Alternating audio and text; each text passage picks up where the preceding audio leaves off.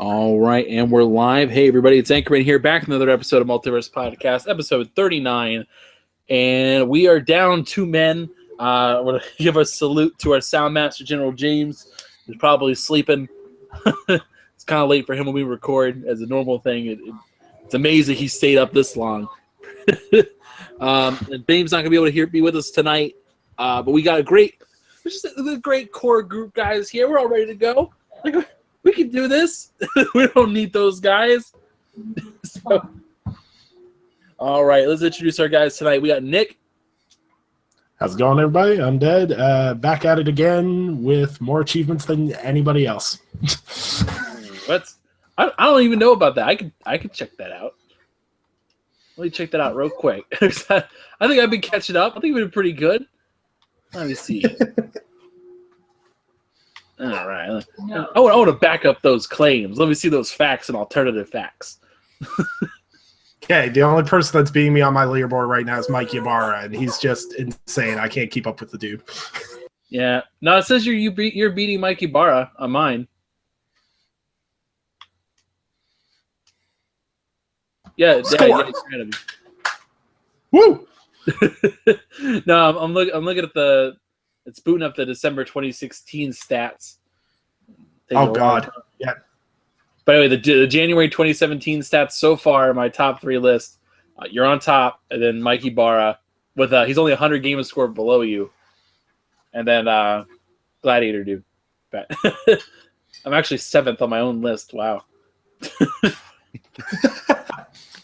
All right. Anyway, our other co-host for the evening, we got Mike. What's going on, guys? Mike, your co-host with the co-most. Check me out on the inner circle, doing opinion pieces, and let's get started with the show. All right, so a good one tonight. But before we get started, though, I want to see what you guys are playing. I mean, this is January. This is the weird month where there's a lot of stuff. There's not a lot of big news going on other than Japanuary, where all the Japanese games are coming out over on the PlayStation group and even on Nintendo. I mean, there's tons of stuff like what Yakuza, Gravity Rush already came out. Resident Evil's coming out. We'll get to that later. There's just a lot of Japanese games coming out. So I'm trademarking that, by the way, Japanuary. Call them that. Anyone use that? I could see that catching. That could catch some people. I could see people adopting that. Yeah, I could see that. Anyway, I claim that. So anyway. Getting into that kind of stuff. So, what are you guys playing? I want to get a feeling of what's going on right now. Like, there's not for everyone else. If you're not into Japanese games, there haven't been a lot of games coming out. Maybe a couple indie titles here and there. But what's occupying your time? I've mainly just been going back and forth between Modern Warfare Remastered, the multiplayer, and Final Fantasy 15. It's basically even split more or less between those two for me. Wow. I'm actually genuinely surprised you're still playing Infinite Warfare or Modern Warfare, whatever. I plan on playing that until I reach max level, which I think is 55 with Modern Warfare Remastered. And then once I do that, I'll spend more time with Final Fantasy, and then I'll start attacking my backlog. But I still really, really like it. So. All right. What about you, Nick? I've been doing my fanboy duty and catch up on all the Xbox exclusives that I did not play when I bought my Xbox One. So I'm just about finished Quantum Break. Just about finished Sunset Overdrive. Also playing a ton of Smite as I always do, preparing for Season 4 Ranked. And Rainbow Six Siege here and there with Terrorist Hunt with one of my buddies. Wait, you had not played Sunset Overdrive? No, sir. I don't even know, man. I'm not even mad. I'm just more impressed you actually avoided that game for that long. It's really funny. It's actually really funny because it was one of those games when I got an Xbox One, I was like, oh, I really need to get that game. I kept saying that. Then it went free with gold. I'm like, I really need to play that game. I played it for like 10 hours the first day it came out on free with gold. I'm like, I really love this game. And I can't remember what game came out, and I completely forgot about it. I'm really trying to take a focus. Like last year, And even before that, as a lot of people know, I'm a multiplayer gamer. Like I played a ton of Call of Duty. I play a ton of MOBAs. I play a lot of multiplayer based games. So I end up missing a lot of really good player experiences. So try to catch up on that now and play a little bit more video games. All right. I'm just honestly surprised because that's probably my favorite exclusive game that's come out this generation. Actually, I just really want to say quickly, I played Rise, and I really wasn't that excited to play it. I picked up like the Ultimate Edition for like or whatever on that New Year. And I was like, yeah. I ended up sitting down and playing it the one night. I beat the whole game in one go for like 10 hours straight. Wow. Really good. I was really surprised. I'm actually really enjoying like the survival multiplayer. It's really good. Yeah. For me, I've been playing Sticks lately, and I'm trying to get back to Dishonored 2. I've been doing the my back catalog hit list. I've been finishing games, or at least like rationalizing stopping at certain points. Like, okay, Forza, I'm stopping once I get these few achievements. I'm kind of done because like, Forza is a little different though because it's just there's no structure to it other than you can do whatever you want. So. I mean, that's fine. It was frustrating when you're trying to find a completion point because there is no completion point other than everything. I gotta give a lot of credit to the guy. There's some games I see people be like, "Oh, I got 100% of the achievements or trophies in this game." I'm like, "You have more than me." Like anyone that has the one completion of the Thieves Guild to its former glory, that achievement takes way too long and is not worth it. That's the only achievement I'm missing on 360, and it'll be the only achievement I'm missing on Xbox One too. Wow. It literally, if you go onto achievementguide.com or wherever, it literally takes like 22 hours to grind out that achievement.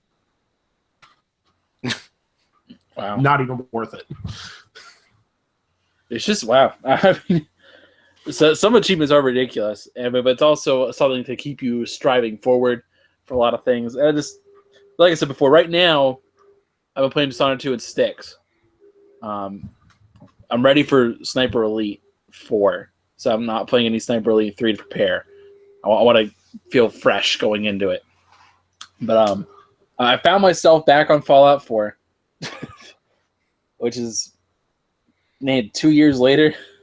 I'm still playing. I need to go back and finish the rest of the achievements for it. There's some really frustrating achievements left. Some of the DLC achievements, but I need to go back and get them. I'm on my 5th playthrough. That's ridiculous.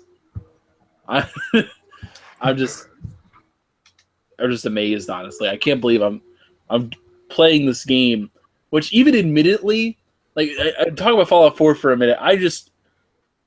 It's an enigma to me because Fallout 4, its individual parts are excellent. Like crafting and settlements and the graphics and all that stuff, they are just amazing. It just all these things. The combat is decent, and I don't know what else to say. It is such an amazing game. The problem is that when you put it together and you look at it from the lens of a Fallout game, it's subpar. Like, it's not bad, it's just subpar. And normally with a Fallout game, you look at it from the lens of character builds and finding out, like, seeing the benefit of it. Like, we call them like either speech checks or stat checks, where like you can unlock different options based on how your character was built. And there's not a lot of options in this regard. It's namely, okay, do you hack a terminal or pick lock something? Or do you have the highest charisma? Well, you know what?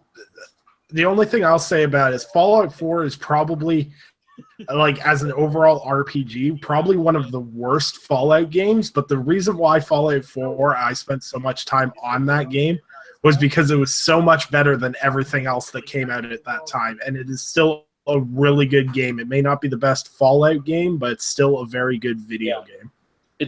I look at it like kind of like Skyrim. if you look at Skyrim from the position of the game itself, and it's a great individual game. But when you compare it to an Elder Scrolls metric of study, it doesn't really hold up that well. And the Fallout 4 is the same thing. I've been saying that from the beginning. It is the Fallout 4. Oh, it is the Skyrim of the Fallout franchise. But I don't want to dwell on this way too long. But anyway, moving on for the first talk for the evening. Let's talk about Resident Evil 7. So, anybody here picking up Resident Evil? Day one? I can't afford it day one, but I'll eventually invest in my death and heart attack, I'm sure. I haven't picked because I was gonna say I haven't picked it up yet. I do plan on picking it up eventually at some point this year once I get through my backlog, but I will be playing it at some point this year.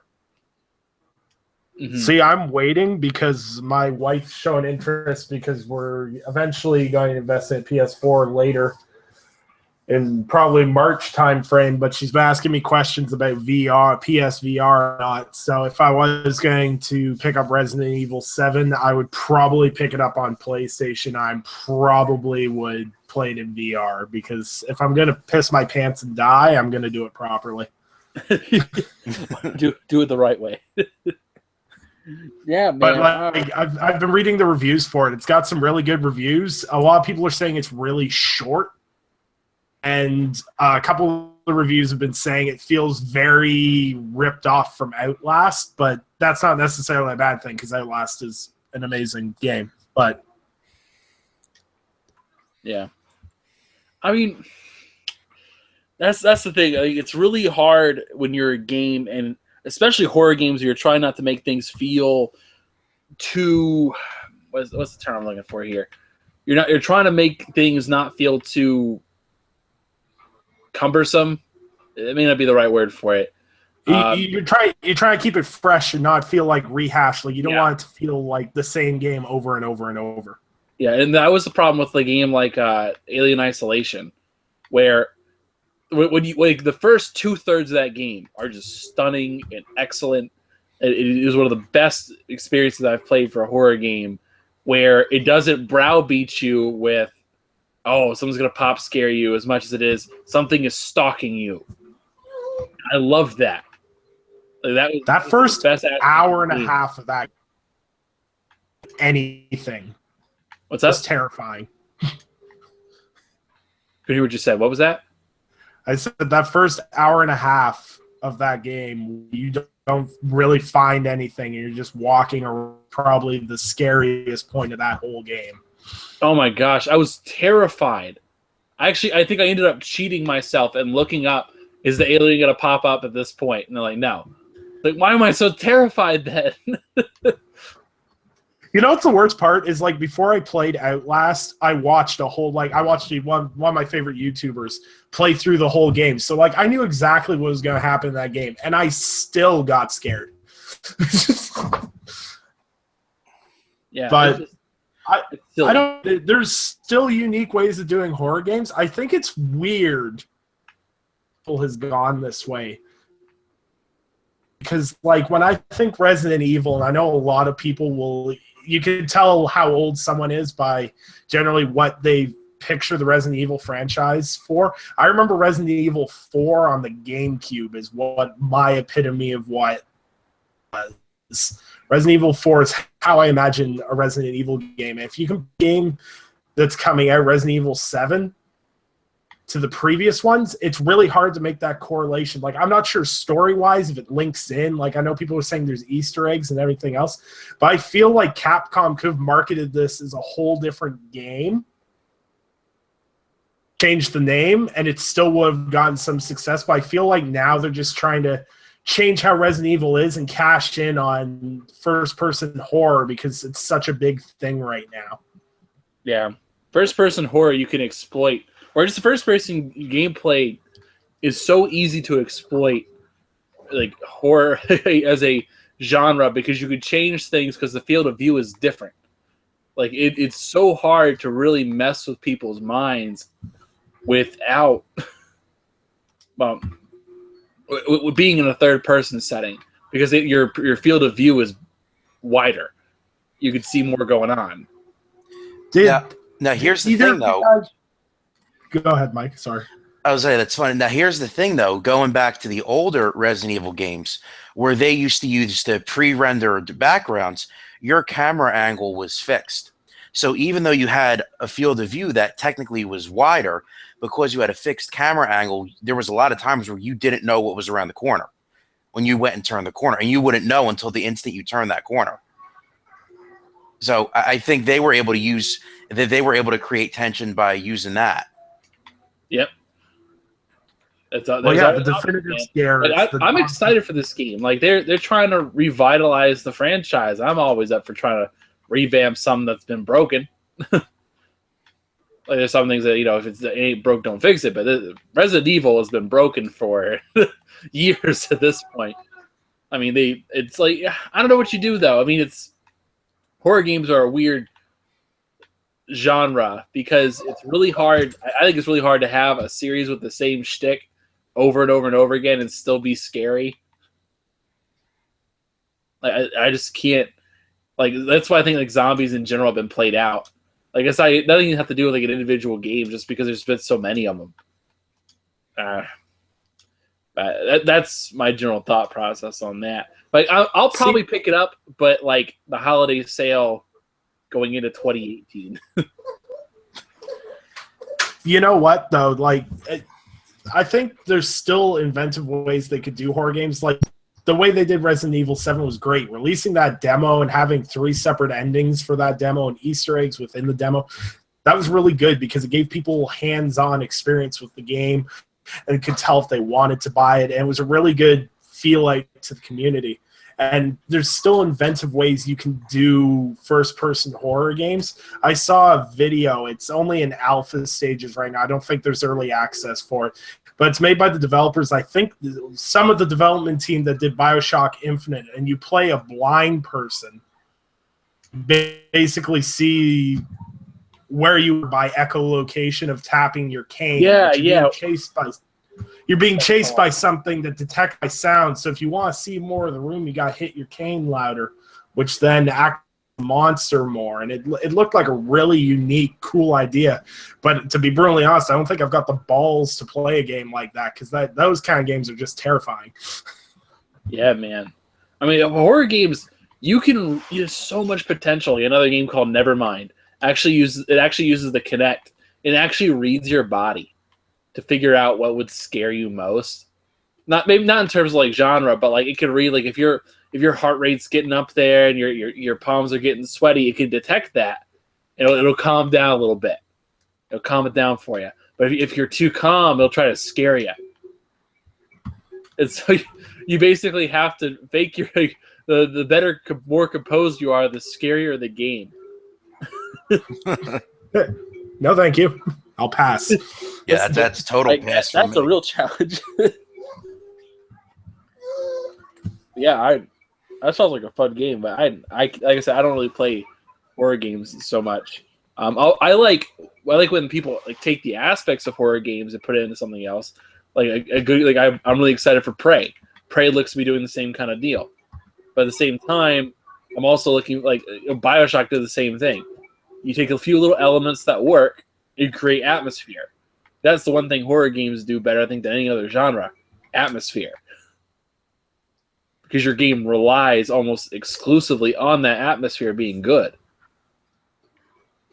That was part of the reason I loved the first BioShock the most. There was something about that atmosphere, and they had a couple of jump scares in there that are really memorable to me. Like the one moment I remember, I'm not sure if you remember. You've played the game a little bit more recently, but you remember the jump scare in like the dentist's office? In the dentist's office. I think it's dentist's office. Dentist? Where power goes out, you start looking around, and then the power turns back on. No matter which way you're looking, there's a splicer directly behind you. The operating room. I was thinking something else. Yeah, I don't think it was a dentist though. But that's why I was thrown off by it. But the part I remember in particular that I think of is whenever you have when you walk out of the funeral home and the power goes out. and you hear things around you like scraping and like women laughing, and a spotlight comes in on you alone, and the spotlight has so was it the spotlight ends up it focuses just on you, and you can hear things running around you, and then like they'll leap out and attack you from the shadows, and you have to be able to anticipate them. Yep. I remember that scene even back whenever it first came out, or when I played it the first time. That was amazing. But that's elements I wish more games would do. But like I said before, it's not. I don't like games entirely focused around it, but that's also just me. So,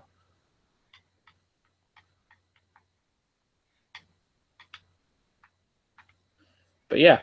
So anyway, moving on to the next topic, because I think we're beat that. Unless Mike wants to throw something in about it. No, the only other thing that I was going to add is that I think the other thing too, going back to what you were saying about atmosphere in horror games, is the sound design has to be on point too. Because if you think about a game like Outlast, the sound design was amazing in that game. Even to the point where you went and hid in a locker, you could hear Miles's breath getting more labored and getting more rapid. Or going back to the original Resident Evil, you could tell if it was a zombie, a dog, or a hunter around the corner based on the sound of their footsteps. Yeah, that's right. I mean, that's sound design is important. That's a good thing. I'm glad you pointed that out, because without that atmospheric aspect, you really cannot make a decent experience like that. And so I'm excited for it, but a delayed excitement. I'll wait for the sale. Right. I'm excited, but not that excited for Upfront 60. But anyway, moving on. So one of the things that ends up coming about is on this show, we like talking about other things other than just video games. One of those things is comics, and specifically movie comics. We all kind of have a soft spot for that here. So one of the things we like talking about is we like ragging on DC movies a little bit. So, one of the issues that ended up popping up was about what was his name? David Ayer, talking about Joker in Suicide Squad. So for those of you that haven't seen it, well, too bad. You don't really missing anything. Joker is barely in this movie in Suicide Squad. He is barely in this movie. I cannot stress this enough. If you went to this movie hoping to see 30 plus minutes of Joker, no. What was it, like 10 maybe? I think it felt more like 5, to be perfectly honest. It was I think it was like 7.5 minutes or something. I can't remember the exact amount. It was under 10 though. He was barely in that movie. Wow, I didn't think that was that bad, but okay. I remember him not being in the movie as much as was advertised, and it was apparently bad enough where they had Jared Leto even came out and said like, "Hey, what happened? There are all these scenes I was supposed to be in. What happened?" And they walked that back. So I don't know. I think Suicide Squad would have been a better movie if they had actually made like. DC doesn't have a good track record with making like amazing movies, but I feel like Joker being a villain would have been a more. That would have been the safe way to go. It may have been a safe way, but I don't know. I just couldn't. Like, I enjoyed Suicide Squad. It was a decent movie. Yeah. Like at this point, though, they need a win right now, and I hope it's Wonder Woman. I really hope it's Wonder Woman. Like, because for me, I've already said my ultimatum is if Wonder Woman's trash, I'm not watching it anymore. I can't take the heartache anymore. I can only take so much. See, I'm at two ends of the spectrum. I really like Marvel's Netflix series. They're really, really good. Can't stand Avenger movies at all. What? I'm not going to get into it. And we need to get into this. Why do you not like the Avengers movies? Considering there's only 2. So it's just movies, some of them are good and some of them feel campy. I don't like campy movies.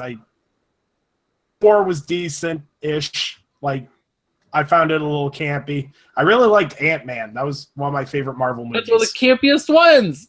I know, but I liked Ant-Man. But like Civil War, I found campy. But on the flip side, DC's not doing anything that's anywhere near as good. So what I'm saying is Marvel doesn't rank very high with me, but DC's lower than that. That's the kind of standard they're hitting right now. Like, if Wonder Woman knocks it out of the park, thank God. Do I think it's going to knock it out of the park? No. And, like, I don't know why the director of Suicide Squad's coming out now and being like, yeah, we should have done more Joker. It's like, yeah, you're like, what? This movie came out, what, 8 months ago? Yeah. A little late on the regret party here. Yeah. Like, I feel like what they wanted to do is they cut out the scenes of Jared Leto's Joker because they're like, we're going to give people like 8 minutes and we're going to see how the internet reacts. If we get really negative reaction, we're going to have to rethink how we use the Joker moving forward. Like, I feel like it was like a tester. Yeah. Thing. And to be brutally honest, the like 8 minutes he's in the film doesn't really give you a tester view. It gave me a very shallow view of the Joker. And like Leto's probably my least favorite Joker. But that being said, he did a good job in the fact they didn't try to copy anyone else's Joker. Like, you know what I mean? Like, anyone who takes on the role of Joker does it differently. And I think that's what I love most about that role is no one tries to copy. Like, Heath Ledger's Joker is way different than Jack Nicholson's, and Jack Nicholson's Joker is obviously way different than the original Batman television show, and Jared Leto's is way different than everyone else's. Like, I like the variety it brings, but Suicide Squad did not give him enough shine time for me to get a really good feel of how Joker's direction is going. Yeah. Like I walked out of it like, I don't want to see another Joker. Like, he needed so much more work. Like, I like the stuff that was kind of there. Like, the whole, he doesn't laugh so much as like whatever he wouldn't smile like the deep smile. He put up his hand. It would have like the tattoo. Like, it was interesting. It was like, okay, this is going somewhere, but it felt undercooked. And the other thing they kind of really messed up was the Harley Quinn relationship. But yeah, they messed that up bad. Gonna be our whole night, isn't it? See, that was what I have to admit. They screwed up that relationship, which really sucked because I really liked. Escapes me right now. Margot Robbie. Margot Robbie. I really liked her Harley Quinn, and I really didn't mind Jared Leto's Joker. But when they were together, I like repeatedly smashed my head off my table. It was just like no. Yeah, I didn't mind Jared Leto's Joker either. It didn't bother me one bit. I didn't think it was bad. I think, considering how little he was in the movie, they shouldn't have advertised him at all in the trailers and in the advertising in the movie and anything. This way, when he actually did show up in the movie, it would have been a surprise. And everybody would have been like, oh, holy crap, here's the Joker. You know what I mean? Because the way that they advertised it as if he was going to have a major role in the movie, and he really didn't. And I think that's what let a lot of people down. Yeah. And I'm 100% with you on that. Because like Superman had. That's the same problem. Where it was like you advertised, you showed Doomsday, which you don't show Doomsday unless you're killing off Superman. That's the blatant fact everybody knows. And when they did that, they basically ruined the rest of the movie because we knew it was going to happen. It just, for some people, yeah, they're not going to know, but keep in mind, your bread and butter base is the people who know these stories already. And they really messed up on that. But hey, Yeah, but you know what though, and that was the thing. I'm with Mike on that. Like, I don't read a lot of comics. I've said this over and over. I don't know a lot of the comics and backstory and everything else. So Nor do I. Suicide Squad was going to be like my first experience into this. And like the trailers made me sit there and go, okay, so Joker's the main villain. That's what this is about. This is them coming together to like deal with a Joker issue. And then it was like, oh, he's just a side piece. We're not going to talk about him. Okay. yeah, that was definitely an issue. But like I said before, I was happy. I wish they did better. They didn't. But hey, take what I can get at this point. But like I said before, they have got to do this next part right. Wonder Woman is do or die. Like, you can't do Wonder Woman right, might as well just cancel Justice League. See, but I don't know if like Wonder Woman's gonna get its shine because there's been so many bad DC movies leading up to it. I don't think DC could do anything to like really wow people anymore because people will just be like, if they go like a darker route with it, they'll be like, wow, typical DC, just doing dark things to counteract Marvel. You just look at them as individual films. Batman versus Superman was bad. Suicide Squad was an okay movie. Like, my wife has no comic book knowledge at all, and she enjoyed Suicide Squad. She thought it was a decent movie. So, something that's tolerable for your comic book fan base, but seen as good by the casual fan base, you can have yourself a good movie. Now, see, this is funny because I saw Suicide Squad with my wife, and I agree with you, Nick. I thought it was an okay movie, but my wife didn't like it because she didn't feel that the other characters got as much attention as Deadshot. She said to me, it feels less like Suicide Squad and more like Deadshot and Friends. Well, yeah, that is also a good point, but that's kind of the problem with having big name actors. Yeah, exactly. I mean, you can't help that. You can't have Will Smith in the movie. Certain levels of screen presence. Well, you know what the problem was too? Is like Will Smith was incredibly good in that movie. I really liked him in that movie. And even when the focus wasn't on him, I was still paying attention to what his character was doing. Sounds ridiculous, but Deadshot played a crucial role in that. But I have to admit, now that I think about it, yeah, it was more like a Deadshot and Friends kind of deal through the whole thing. You didn't really get a grasp on some of the other characters. Like Killer Croc was really just like one-liners, really, and banking on some stereotypes that really pissed some people off too. Yeah. Yeah. All right, so let's move on to the meat and potatoes of this podcast. Well, we've been kind of teasing since the beginning.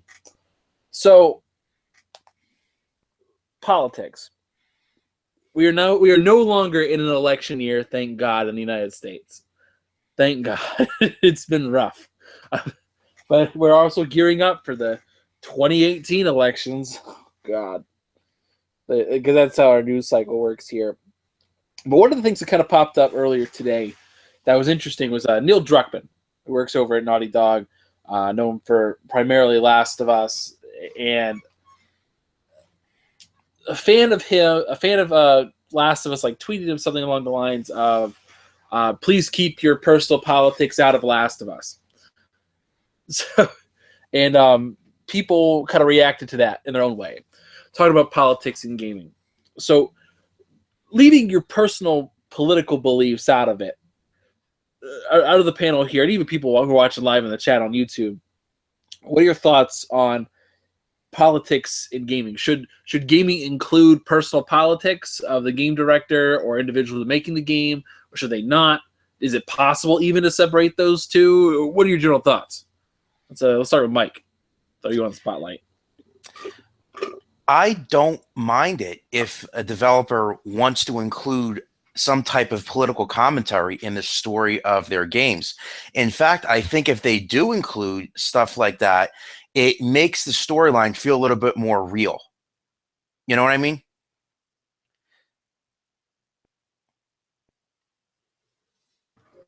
Yeah, I mean, I know what you mean, but I mean, like, can you give us some examples here, like, just to reiterate it?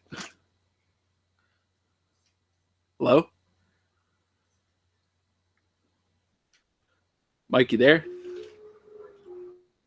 Oh, we're having a Mike. Mike lost his mic.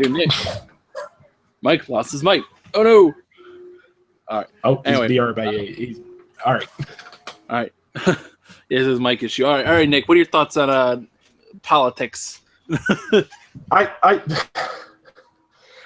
think it can be used to enhance a gaming experience. Like when a developer paraphrases something, like not paraphrases, like takes a political issue that's going on right now but rewrites it so that exact issue, like, you know what I mean? Like, for example, like with Deus Ex, when they did Og Lives Matter, they wrote it in contention to their story and they were writing, but that's obviously commentary on a real life issue that's a problem. So, like, that was taking a really personal issue that North America and making it part of a video game, but rephrasing it in such a way that it fits with the story and everything else. And for me, that can really make a story more personal. It may not necessarily make it more, it might make you more uncomfortable. Issues that are really close to heart for some people, that might either throw, like, some people from playing it, but I think politics do have a certain role within video games. Like, you can't it's hard to, like, clarify. Like, I don't think people should, like, for example, like, no one should make a game where, like, Call of Duty, like, 2018, Donald Trump takes over the world and you have to defeat his, like, fascist army or something. Like, I don't think that should be a thing. But, like, if you take issues they're facing and you make it part of the story, like, you don't revolve your actual politics and you write it in. It's complicated. For me, I look at it as politics are impossible to separate from any work of fiction or nonfiction. It is extremely difficult to eliminate entirely a personal bias or a personal viewpoint on the world from whatever you're writing or whatever you're creating. And I look at it as I don't think anyone's actually advocating for the total elimination of politics. As some people were saying in that discussion, they were saying, "Oh, well, what are you talking about? You can't get rid of talking about the needs of the many outweighing the needs of the few," that whole debate, or talking about ethics and that kind of stuff. I don't think it was actually arguing that. I think we're more talking about the more controversial, independent viewpoints. For example, people would say feminism, or what's the term everyone uses now? It's social justice warriors, being the super inclusive kind of thing, like to the point of me just being nauseous. This is the terminology people would argue. I'm not saying this is what I personally believe, but I'm saying this is what people are referring to when they talk about their politics. And I think to some extent you do need to try to detach yourself from it, because if you make a game or a product like ramrodding your political beliefs down someone's throat, then I think you're doing it wrong. If you can make it subtle and you can make it a nice commentary on a subject or an issue, you can make a great game. And like one of the things like I talk about like is BioShock. BioShock is a huge political standpoint. I mean, it's all about Ayn Randian objectivism. I mean, that's the whole process of the game. If you ever read or heard of a book called Atlas Shrugged, I mean, the whole game is about the ultimate conclusion of that. If you have individuals who leave society, who are considered the producers of said society, and you move them out of the regular group with regular morals and structures, what is the ultimate conclusion of that? And it's the fall of Rapture, which they point out. I mean, if you don't think so, I mean, Andrew Ryan is an anagram for Ayn Rand. It's very blatant. I mean, like I said, sometimes you can make a great product even though you have personal views behind it. Like a good example, again, BioShock Infinite. The lead designer of that game, why is his name? I can't remember his name right now. For whatever reason, they keep wanting to call him the Adam Kovic of the game industry. He looks like that. You know what I'm talking about? I'm trying to. Why is this escaping me? I can't remember the name. You guys know who I'm talking about. I feel really stupid right now. It's from Irrational. Well, he was from Irrational. Not Ken Levine, right? Adam Levine. No, not Adam Levine. Ken Levine. No, that's Maroon 5. I'm really bad about this. But yeah, Ken Levine, I mean, like he's I believe he's an atheist, and like that's his personal viewpoint. And that's totally up to him. And in Fallout Infinite, or not Fallout Infinite, BioShock Infinite, they have very anti-religious messages in that game, and it's like that's his personal viewpoint. I mean, even some beta testers said they felt like it was too preachy, but I mean, I think it was okay. Like I didn't feel like it was way too preachy. But I mean, there's a fine line. Like you're making a game about this scenario.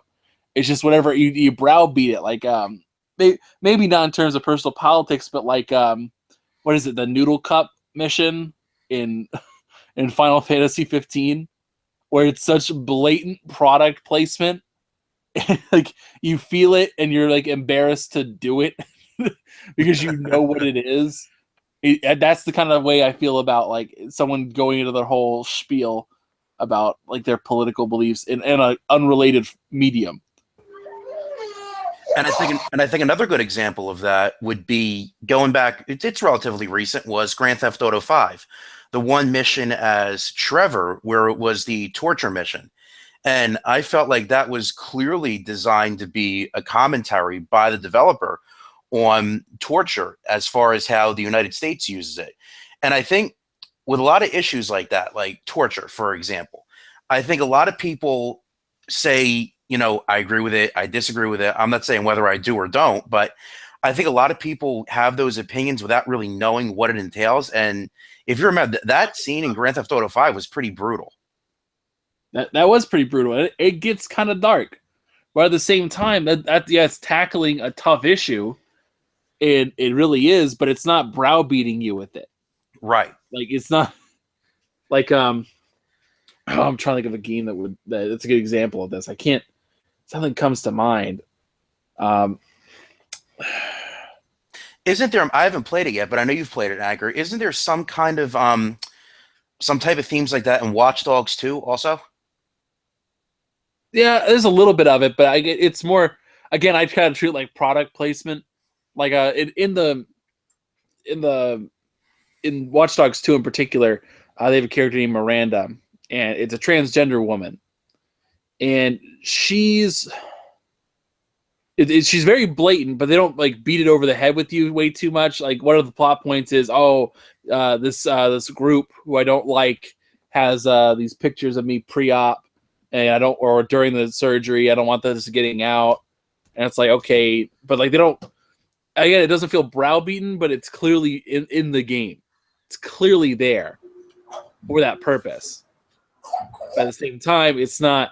It doesn't feel over the head about it. I think a good example of this would be a way done right is kind of like Assassin's Creed Syndicate, where they made a big point of promoting it with like saying, "Oh, we're gonna have more women in the game," and like you have the Fry twins. You have Jacob and Evie. I mean, they both work. Like it works fine in the game, and it makes sense. It's like okay, this is fine. Like I don't see there's no problem with this. It's not like she's forced into. I mean, Jacob's clearly the more masculine focused character, getting into fights and brawling, and you can build his character setup around that. And you have Evie, who's the more stealthy one, and you could switch them out. You can switch out the characters, and you can play however you want. And it's fine. It's not forced into it.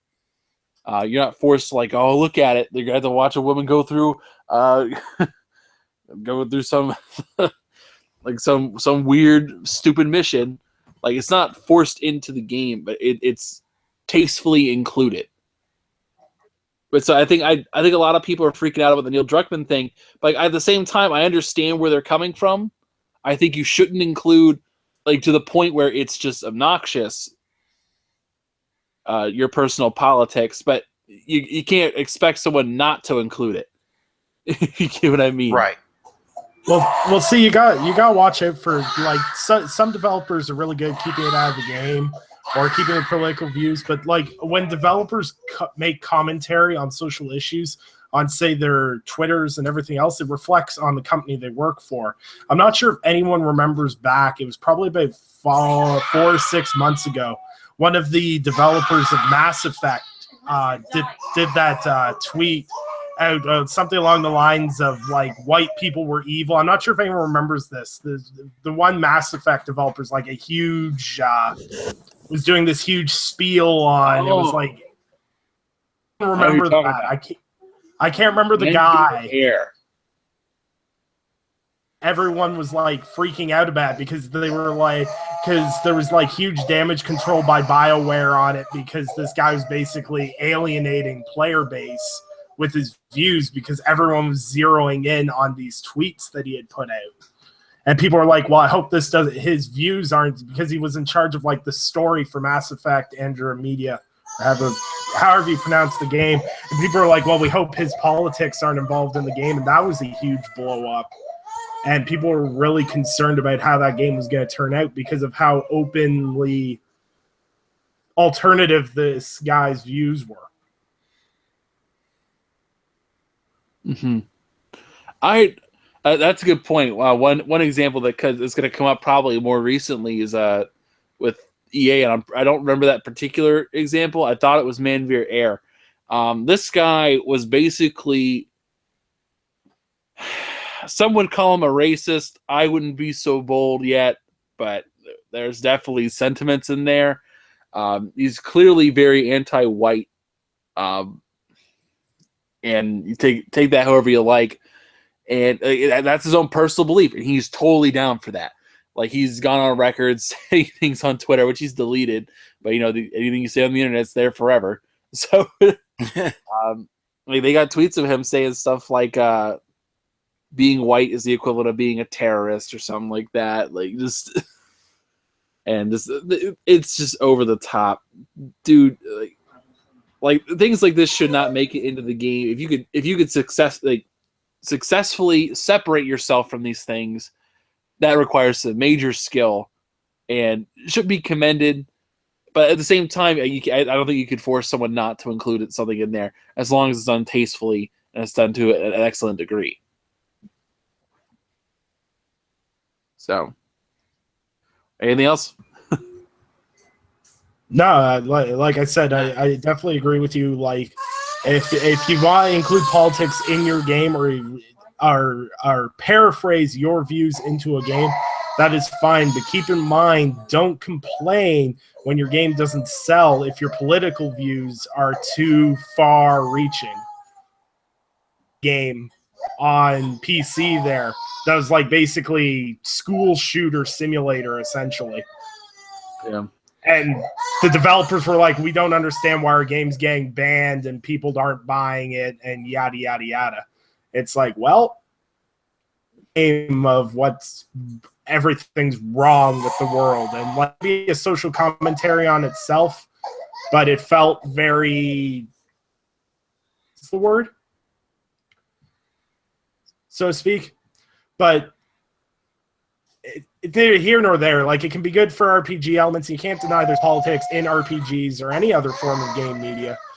But it's all in how you present it and how the people that buy your games are. And, like, the gaming demographic is so wide now. Like, if you think back to when we were kids on who played video games and everything else to now, there's 40, 50-year-olds that play video games because they were playing on the original consoles in their 20s. So there's a whole wide range of demographics. Doesn't matter what color you are, what religion, race. There's people playing video games from all those demographics. So you got to keep that in mind when you're putting your views in on your buying masses, so to speak. Yeah. Like I said, I think some people, they feel a little too comfortable. Where like they're in such high positions where they don't feel like they have to worry about, what was it, Palmer Luckey with Oculus? Like he had donated money to like not a Trump campaign but a Trump PAC that was like supporting him directly. People were like, "What are you doing? What are you doing?" He said, "This is donating money. Like, I'm not allowed to donate money." Like, I was gonna say Oculus should be more worried about their guy that got caught in that child porn sting more than the guy who's donating money at Trump. But yeah, it's just. That's just my opinion. Like, let's not make molehills out of anthills, but still. Yeah, I just don't. I would like, in terms of politics, I'm fine with politics in games, like I said, as long as it's done tastefully. But at the same time, I think they should see, like, if a game is going to be like that, it should be readily apparent that it's going to be that way, and you give people the choice. Like, don't hide it for people. People what I think is going on, like, if Last of Us 2, just kind of make it go full circle here to back to Neil Druckmann, if Last of Us 2 is going to have a very heavy slant that way, let it be readily apparent so people make that decision. And you can tell based on sales what happens if people care enough or if the game's that powerful. But well, yeah, and you know what? There is heavy commentary in the original Last of Us, and there's a lot of commentary on how we as humans react to situations, but there's not a lot of, like, I wouldn't say personal politics in that game. It's written somewhat controversially, and like the ending to that game is a moral cluster, if anything. But is that politics though? Like, is that more? Yeah, that's what I mean though. It's like The Last of Us comes across to me as more of a moral questioning. Like, it's the same thing as things like The Walking Dead. That's not a political statement per se. How people react in those scenarios isn't political based. It's more of morals based. What you do as a morally conscious person, and I don't consider that politics in gaming. So, really, like. Yeah, like I said, I don't consider it that way, but it's when it turns into something else where it's browbeating. That's what I take the issue with it. But, yeah. Final thoughts, Mike? Yeah, I feel the same way. I don't have a problem if a developer wants to put politics in games if it enhances the story, but like you said, just don't beat me over the head with it. Yeah. And that's to fit the game too. I mean, obviously, you're not going to get a good political commentary out of something like Super Mario Odyssey. You know what I mean? It's got to fit. It's got to fit the overall tone of the game. Whereas if you get a game like Grand Theft Auto, you have to expect, knowing that series and knowing the developer, that there's going to be some type of political commentary in there at some point. Yeah, it's understood. Like, people understand GTA is built to be controversial, right? Like, it's been a staple of that series for so long. But anyway, guys, I think we'll wrap it up.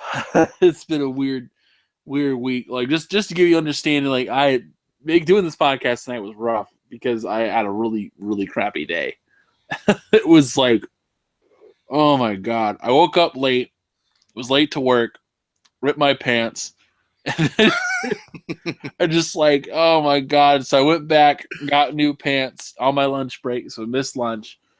And then basically got back late, had to walk the dog, basically walking the door late. And it was just, oh my God, it was rough. It was a rough day. Now, since you opened up that can of worms, I have to ask you, was it a rip, like, where you could get away with it and kind of like cover it up? I got away with it enough, but it was pretty sizable. What happened was I was walking by and there was an open hook, and the hook was stuck. It got caught on my pants, and it just ripped it open. I was like, oh my God. And it was like, and I was walking at full speed too. So it was like, okay, like, I gotta get to work, and then like, oh crap. And so the good thing was I was in my office and I didn't have to do much. I didn't have to see that many people today. It was funny. That happened to me once where I was going to sit down in my office, and as I was sitting down, it ripped on the inside part of the leg, and I had to go teach a class in like half an hour. Ooh. So I just ran into the classroom real quick. And normally when I teach, I kind of like walk around the classroom. I just stood behind the podium the entire time. and I waited until every single one of them left the classroom before I went back. Man, today was rough. and then so I was going out to go buy new pants after work. And it was like, oh God. I was going out to buy them, and it was so weird. And I was walking out of the store, and I noticed that I saw what was it? It was I heard a bunch of like cawing and stuff. I was like, what the hell's going on? So I go look outside, and on top of the roof, and just flying everywhere are all these crows, and I'm like, damn, is Game of Thrones coming back on that quick? Like, it was just like, it was amazing. Like, there were so many. I put up a picture over on Twitter, and you can't see it, but like all the trees in the background are just filled with crows. It was amazing. I just didn't know what was going on. Like, it felt like a scene out of like Alfred Hitchcock's The Birds. It was like, wow. Like this is like it was actually outside, and this woman comes up, and we said. And so I was like, wow, outside. She was like, wow, well, this is the scene where I get in my car and drive away. I was just like, wow, this is great. But that was, today was rough. But anyway, thanks guys for showing up the podcast. I really appreciate it. If you just smack that like button, when it's added over to iTunes and the usual podcasting stuff, drop that like. If you do, leave a comment on the download page. We appreciate everything you guys have for us. Thank you so much. Oh, we got to talk about the Switch giveaway. Oh, yeah, the Switch giveaway. So we're giving away a Nintendo Switch if you guys care about that. We're looking forward to actually getting it. I'm actually kind of salty because we're giving it away. I'm not even going to get one day one, so I'm kind of mad about that. So I'm like, damn it. Like, I'm giving one away and I don't even have one. Get it later. But I'm excited for it. I hope you guys want to check out the description. You can find that out as well if you're over on YouTube. You can also check out the Xbox One S giveaway, which we should be coming up real soon with the winner of that. So you got a couple of last-minute entry opportunities available. So go ahead and get ready for that. But anyway, guys, this has been Multiverse episode 39. The group should be back next week unless something happens. I don't think anything is happening that would prevent that. Fingers crossed. So anyway, guys, I appreciate everyone showing up. Hope you guys have a great day. I'll see you guys later. And this has been the Multiverse Podcast, the greatest show on Mondays. We're out.